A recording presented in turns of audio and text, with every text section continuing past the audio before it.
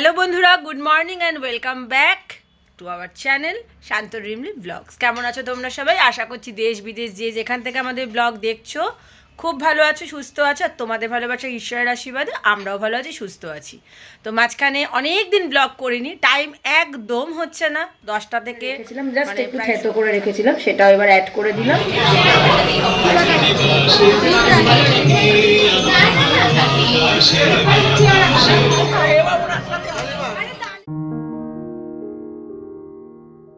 Hello বন্ধুরা, good morning and welcome back to our channel Shanta dreamly blogs. কেমন আছো তোমরা সবাই? আশা করছি দেশ বিদেশ যে যেখান থেকে আমাদের ব্লগ দেখছো খুব ভালো আছো, সুস্থ আছো। আর তোমাদের ভালোবাসা ঈশ্বরের আশীর্বাদে আমরাও ভালো আছি, সুস্থ আছি।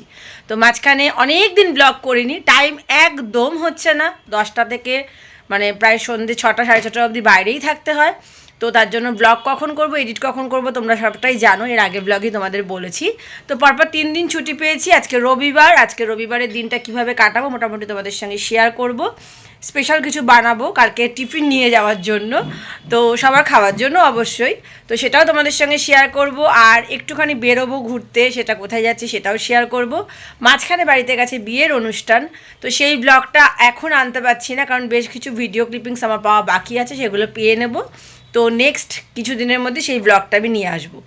তো আশা করছি আজকের ব্লগটা তোমরা ভালো লাগবে তোমাদের। ভিডিও শুরুতে একটা রিকোয়েস্ট করছি, যদি ব্লগটা ভালো লাগে তারপর ব্লগটা দেখতে শুরু করো, তাহলে একটা লাইক দিয়ে দেখা শুরু করো, তাহলে আমার খুব ভালো হয়। তো চলো আজকের ব্লগে সরাসরি ঢুকে যাই। আশা করছি এই ঠান্ডায় দেশ বিদেশ যেখান থেকে আমার ব্লগ তোমরা দেখছো তোমরা ভালো আছো, সুস্থ আছো। আর সাবধানে থেকো, বাড়ির বয়স্কদের একটু সাবধানে রেখো ঠান্ডায়, কারণ এই ঠান্ডায় তাদের খুব কষ্ট হচ্ছে। আর হ্যাঁ, আর একটা কথাও রিকোয়েস্ট করব, বাড়ির আশেপাশে অনেক রকম ছোট ছোট কুকুরদের বাচ্চা হয়েছে, ছোট্ট ছোট্ট বাচ্চা, পারলে একটুখানি ওদেরকে একটু সেফ জোনে একটুখানি রেখো, একটু জামা কাপড় পুরনো কিছু দিও, ওদের শোয়া টোয়ার জন্য একটু খাবার দিও। তো এটা বলে আজকের ব্লগটা স্টার্ট করব। তো অনেক কিছুই বললাম, অনেক বকবক করলাম, ভালো লাগছে কি লাগছে না জানি না। তো আমার কথাগুলো আমি বলবোই, তোমাদের ভালো লাগবে কি না আমি সেটা বলতে পারবো না। সেটা যদি ভালো লাগে অবশ্যই কমেন্ট করে জানিও আমার যা যা বললাম। তো চলো সরাসরি ব্লগে চলে যাওয়া যাক। যাবো রান্নাঘরে, কি রান্না করব, শীতকালের সেরা একটা রেসিপি, সেটা তোমাদের সঙ্গে শেয়ার করে নিই। তারপরে একটু সাজুগুজু করে বেরোবো, কোথায় যাবো নিশ্চয়ই শেয়ার করব। চলো। তো আছে হচ্ছে গাজর আমি গ্রেট করে রেখেছি, এখানে নিয়ে নিয়েছি ঘি, এখানে একটু এলাচ থেতো করে নিয়েছি, আর এখানে আছে চিনি, আর একটু সাদা তেল ইউজ করব। তো চলো রান্নাটা শুরু করা যাক। দুধ জাল হচ্ছে, কারণ দুধটাও আমি ইউজ করব গাজরের হালুয়াতে। আমি এই দুধই দেবো, কিন্তু আমি গুঁড়ো দুধ বা কনডেন্স মিল্ক আমি ইউজ করব না। খুব সামান্য জিনিস দিয়ে, ঘরে থাকা জিনিস দিয়ে রান্নাটা করব, যাতে তোমাদেরও দেখে যদি ইচ্ছা হয় তাহলে তোমরা যেন করতে পারো। এবার এতে দিয়ে দিলাম ঘি। পুরো রান্নাটা তোমরা চাইলে ঘি দিয়েও করতে পারো, তাহলে আরও বেশি টেস্টি হবে, কিন্তু আমি পুরোটা ঘি দিয়ে করলাম না, কারণ আমার কাছে অতটা ঘি নেই যে পুরোটা আমি এখানে ইউজ করে দেবো, কারণ আমার অন্য কাজেও লাগবে। এবার আগে থেকে গুঁড়ো করে রাখা, একটু থেতো করে রাখা ছোট এলাচ আমি এর মধ্যে অ্যাড করলাম। তোমরা চাইলে দারচিনিও এলাচ সঙ্গে অ্যাড করতে পারো। এবার এটা গরম হয়ে গেছে, দিয়ে দেবো হচ্ছে গ্রেট করে রাখা গাজরটা। তো এবার দেখো গাজরটাকে আমি অ্যাড করে দিলাম এর মধ্যে, গ্রেট করে রাখা গাজরটাকে।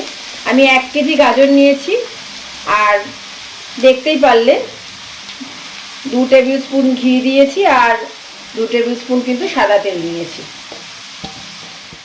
আর এখানে দেখো গাজরটা কিন্তু আমি দিয়ে দিচ্ছি, আর গাজরটা আমি মোটামুটি 4-5 মিনিট ভালো করে নেড়ে চেড়ে তার মধ্যে একটু চিনি মিশিয়ে দিচ্ছি। তো চিনিটা দেওয়ার পরে মোটামুটি যখন চিনিটা মিশে যাবে ভালো করে, তারপরে কি করছি সবটাই তোমাদের সঙ্গে শেয়ার করব। তো আমি এইটুকুনি বলতে পারি, খুব ভালো হয়েছিল গাজরটা। আমি অফিসে নিয়ে যাওয়ার পর সবাই খুব প্রশংসা করেছে, বাড়ির লোকজনও খেয়ে প্রশংসা করেছে। তোমরা চাইলে কিন্তু একবার বাড়িতে ট্রাই করতে পারো। আমার কাছে কিছু নকুল দানা ছিল, সেটাও আমি অ্যাড করে দিয়েছি, যদিও এটা আমার সম্পূর্ণ নিজস্ব ইচ্ছা। তোমরা চাইলে করতেও পারো, নাও করতে পারো, আসলে ঠাকুরকে দেওয়া হয় তো কি কাজে লাগানো হবে, তো ভাবলাম যেটা নিরামিষ জিনিস আছে এই কাজেই লাগিয়ে দিই। তো যেমন ভাবনা তেমনই কাজ, আমি এরকম ভাবেই করে থাকি। তো খারাপ ছিল না খেতে, খুব ভালোই হয়েছিল খেতে। কিন্তু এটা কিন্তু চিনিটা কিন্তু মেল্ট হয়ে গেছে, সাথে নকুল দানাটাও। এবার আমি দুধটা অ্যাড করে দিলাম। প্যাকেটের যে দুধ হয় তার 1 প্যাকেটের আমি হাফ প্যাকেট দুধ কিন্তু এখানে অ্যাড করে দেবো, দিয়ে একটুখানি ঢেকে রাখবো মিনিট 5-7 মতো। তারপরে এসে আবার আমার কিন্তু এটা তৈরি হয়ে গেছে। মাঝখানে আমি ঠিক 1 পিঞ্চ একটুখানি নুন অ্যাড করে দিয়েছি জাস্ট ফর টেস্ট। তো এবার আমি অ্যাড করে দিচ্ছি কাজু কিশমিশটা। কাজু কিশমিশ একটু এরকমভাবে আমি একটু কুচিয়ে রেখেছিলাম, তোমরা চাইলে অন্য ড্রাই ফ্রুটসও দিতে পারো। হয়ে গেছি কারণ বেরোবো, তোমাদেরকে বলছিলাম আজকে অনেক কিছু কাজ আছে আমার। বোনরা নতুন গাড়ি নিয়েছে, তো তার জন্য এখানে আমাদের আজকে ট্রিট দিতে আসবে। ওরা কলকাতায় থাকে, তো বোনরাই নিয়ে যাবে আজকে খাওয়াতে। কোথায় যাব নিশ্চয়ই শেয়ার করবো, তার আগে চলো দেখে নাও আমি কেমন সেজেছি। তো এই দেখো আমি রেডি হয়ে গেছি, পুরো সাজ কমপ্লিট হয়ে গেছে, জানি না কেমন লাগছে। তো এবার আস্তে আস্তে বেরিয়ে যাব। কোথায় যাব তোমাদের সঙ্গে নিশ্চয়ই শেয়ার করব। তো এটা ডান হয়ে গেছে গাজরের হালুয়াটা, তোমরা চাইলে এরকম বানিয়ে দেখতে পারো, ভালোই লাগে শীতের দিনে বেশ খেতে। আমাদের মাঝখানে বিয়ে ছিল বলছিলাম, তো সেটা খেয়ে এসে ছেলের খুব ভালো লেগেছে। মাঝখানে আমি অনেক আগে বানাতাম, তো আমার ঘরে কেউ খাওয়ার ছিল না, তখন ছেলে খেত না, আর হাজব্যান্ডও অতটা ভালোবাসে না, মাও না, তার জন্য বানানো বন্ধ করে দিয়েছিলাম। এখন ছেলে খায় আর আমি তো ভালোই বাসি, তো তাই জন্য বানালাম। খেয়ে অবশ্যই তোমাদের জানাবো কেমন হয়েছে, আর তোমরা ভালো লাগলে অবশ্যই ট্রাই করো। তো চলো এবার বেরিয়ে যাওয়া যাক আস্তে আস্তে। তো দেখো রেডি হয়ে গেছি, এই যে ছেলে, এই যে আমি, মা নিচে নেমে গেছে, বোন আসছে। কোথায় যাচ্ছি তোমাদেরকে দেখাবো, আর দেরি করবো না, চলো বেরিয়ে যাই। চলো নিচে নেমে গেছি, এবার যাব, রেডি হয়ে গেছি। তো ছেলে আসছে, আর কোথায় যাব নিশ্চয়ই তোমাদের সঙ্গে শেয়ার করব। জানি খুব বাজে লাগছে আমাকে, তো ইগনোর মাই ফেস। তো চল আমার সঙ্গে চলো। আমরা এসেছিলাম সোদপুরের বাবু কালচারে খেতে। তো এখানে এসে দেখছিলাম প্রচণ্ড ভিড়, কারণ অনেকগুলো টেবিল এখানে বুক করা ছিল, কোনো অকেশন হচ্ছিল বোধহয়।